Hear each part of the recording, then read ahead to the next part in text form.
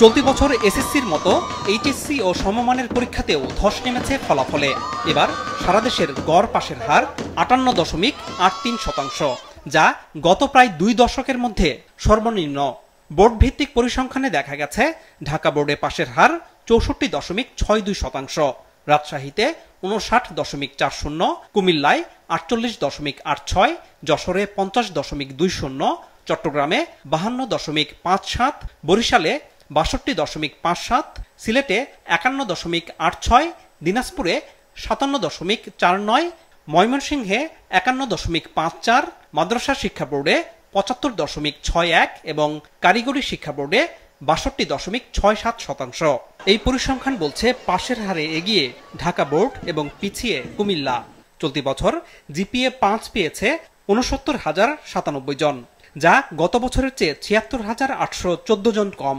শতভাগ পাশ করা শিক্ষা প্রতিষ্ঠানের সংখ্যা 345টি, 202টি প্রতিষ্ঠানের একজনও পাশ করেনি।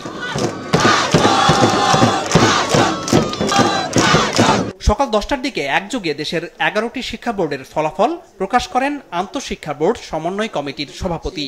এ সময় তিনি বলেন, শিক্ষা ব্যবস্থায় গলদ রয়েছে বলেই অর্ধেকের মতো অকৃতকার্য হয়েছে।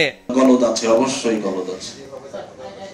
সেই গলদের জায়গাগুলো কিভাবে রিঅ্যাড্রেস করে সেই জায়গাগুলোকে আবার রিপেয়ার করতে হবে, সেই বিষয়গুলো দায়িত্ব শিক্ষা প্রতিষ্ঠানগুলো, সেই দায়িত্ব বোর্ডের, সেই দায়িত্ব সকলের।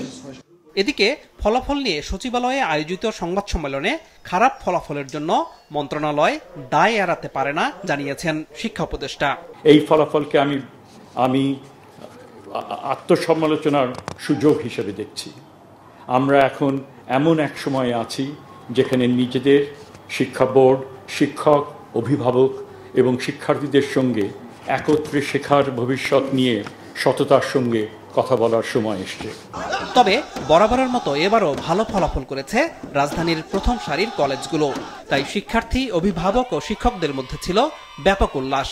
এবার প্রশ্ন কঠিন হলেও শিক্ষার্থীদের পরিশ্রমের কারণেই প্রত্যাশিত ফল এসেছে বলেন তারা। উপর আল্লাহর কাছে শুকরিয়া আদায় করি, কলেজে গিয়ে থ্যাংক ইউ জানাই, প্যারেন্টসকে থ্যাংক ইউ জানাই। রেজাল্ট একদম সঠিক মূল্যায়ন হয়েছে আমাদের, আর যেরকম প্রত্যাশাটা ছিল যে ইনশাআল্লাহ গোল্ডেন পাবো, তো গোল্ডেনই পাইছি।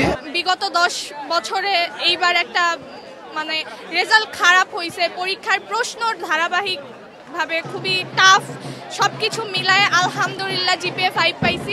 আলহামদুলিল্লাহ মেয়ে জিপিএ 5 পেয়েছে, আমি একজন খুশি মা। অবশ্যই আমরা হ্যাপি তো হবই, কিন্তু এর ভাগিদার শুধু আমি একা হতে চাই না, কারণ ওরা পরিশ্রম করেছে অনেক। গত কয়েক বছরের মতো এবারও পাশের হার ও জিপিএ 5 পাওয়ার দিক থেকে ছেলেদের চেয়ে এগিয়ে রয়েছে মেয়েরা। আনোয়ার হোসেন, মাছরাঙা সংবাদ, ঢাকা।